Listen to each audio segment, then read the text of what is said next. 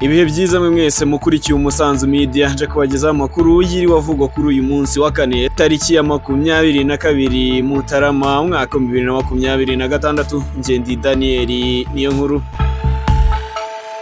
Aya makuru reka tuyahere hano mu Rwanda. Inzego z'umutekano zikorera mu mujyi wa Kigali by'umwihariko mu karere ka Gasabo zarashe umugabo washatse kuzirwanya ubwo yarashatse gutema umwe muri zo wari ugiye kumufata. Ibi byabereye mu mudugudu wa Nyange, akagari ka Ngiryi, mu murenge wa Jabana, ubwo ndi mu karere ka Gasabo gaherereye mu mujyi wa Kigali. Bivugwa ko uyu mugabo yatemye umwe mu bashinzwe umutekano maze mugenzi we aramurasa ahita apfa. Umuvugizi wa polisi mu mujyi wa Kigali CIP Gahonzire Welalsi yavuze ko inzego z'umutekano ubwo zari ziri mu kazi ko gucunga umutekano zahawe amakuru ko n'abaturage mu mudugudu wa Nyange, akagari ka Ngiryi, mu murenge wa Jabana, hari umushoferi utwara imodoka wibye amafaranga, akaba yari amafaranga yari yuzuye igikapu.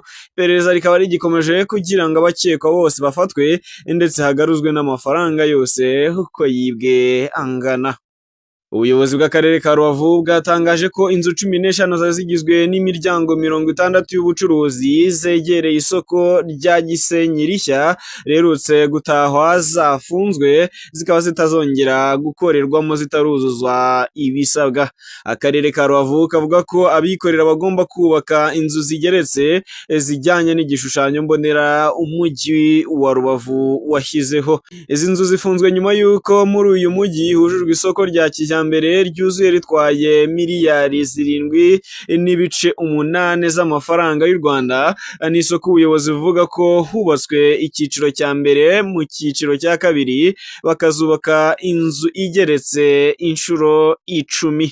Gufunga izi nzu z'ubucuruzi kandi bijyanye n'icyerekezo inama idasanzwe y'inama njyanama y'akarere ka Rubavu yateranye ku itariki 5 Ukuboza umwaka ushize yatanze nyuma y'uko inyinshi muri izi nyubako ba nyirazo kuva mu mwaka 2022 bagiye bandikirwa amabaruwa atandukanye basabwa kubaka inyubako zijyanye n'icyerekezo cy'uyu mujyi wa Rubavu.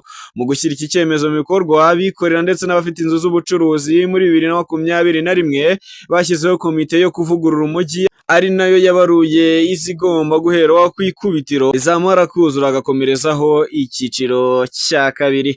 Umuyobozi w'inama njyanama y'akarere ka Rubavu Dr Kabano Ignace mu kiganiro aherutse kugirana n'ikinyamakuru Igihe yari yashimangiye ko inzu zizafungwa abazikoreramo bahawe aho gukorera mu isoko rishya, kandi ko bateguje ba nyiri izo nzu z'ubucuruzi zirikikije ko bagomba kubaka inzu zijyanye n'igishushanyo mbonera.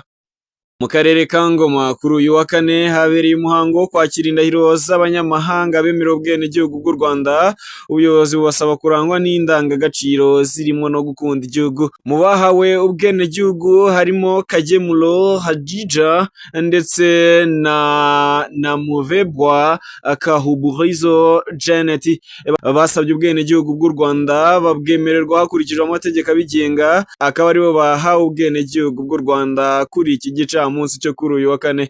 Indahiro z'abahawe ubwenegihugu bari basanzwe bafite ubwenegihugu bwa Repubulika na Demokarasi ya Kongo na Tanzania, zikaba zakiriwe n'umuyobozi w'akarere ka Ngoma wungirije ushinzwe iterambere ry'ubukungu Bwana Mapambano Nyirindandi Siliake, wari kumwe n'abakozi b'urwego rw'igihugu rushinzwe abinjira n'abasohoka.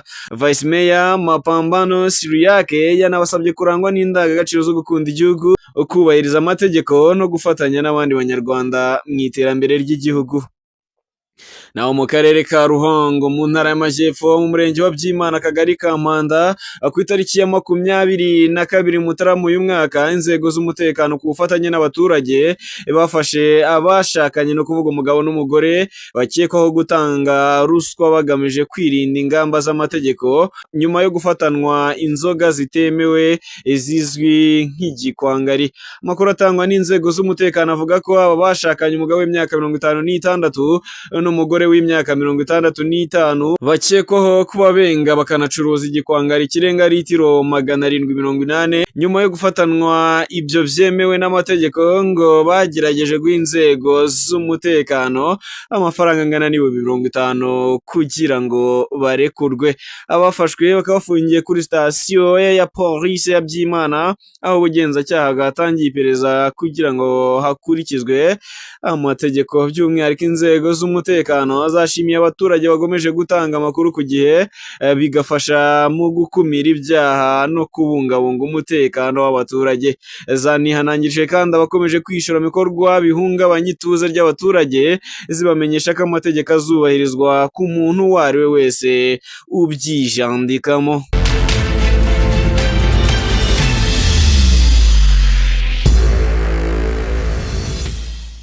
Naho muri siporo ikipe ya Police FC yatangaje ko yamaze kurangizanya ibiganiro n'abakinnyi batatu barimo Isaka Eze, Prince Rudasingwa bavuye muri AS do Kigali ndetse na Nshimirimana Ismael Pichu utari ufite ikipe nyuma yo gutandukana na APR FC. Kuri ubu ngubu bakaba bamaze kuba abakinnyi ba Police FC. Naho mu myidagaduro Aline Sano yafashe rutemikirere yerekeza muri Leta Zunze Ubumwe za Amerika aho yitabiriye inama mpuzamahanga ihuriza hamwe abafite aho bahuriye na muzika n'inama yitwa Mama Show 2026 iri kubera muri Leta Zunze Ubumwe za Amerika muri Leta ya California. Inama mpuzamahanga Aline Sano yitabiriye yatangiye ku itariki 20 ikaba izarangira ku munsi w'ejo tariki 24 Mutarama uyu mwaka.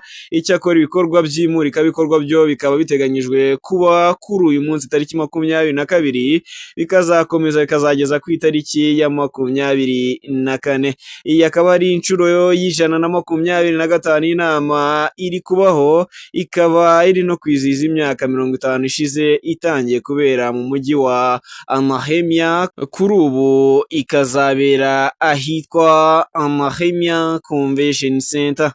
Naho umuhanzi w'icyamamare hano mu Rwanda ndetse no ku ruhando rwa Afurika Bruce Melody yavuze ko amaze igihe yarazibukiriye ibijyanye no kunywa itabi cyangwa ikindi cyose kiva mu mwotsi bitewe n'umunsi yigeze kunywa urumogi rukaza kumurwa nabi. Hanze y'u Rwanda, Leta ya Congo Brazzaville yatangaje ko amatora ya Perezida wa Repubulika w'icyo gihugu ateganyijwe kuba ku itariki ya 15 Werurwe umwaka wa 2026.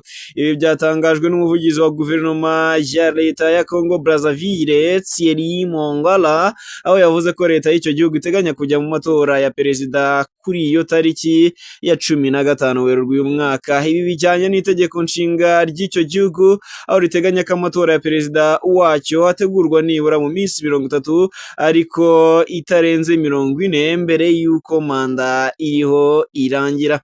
Perezida uri ku butegetsi muri Congo Brazzaville Denis Sassou Nguesso muri 2014 yashize hanze itangazo avuga ko yiteguye kongera kwiyamamariza kuyobora icyo gihugu mu matora azaba muri uyu mwaka abinyujije mu ishyaka ayoboye rya PCT.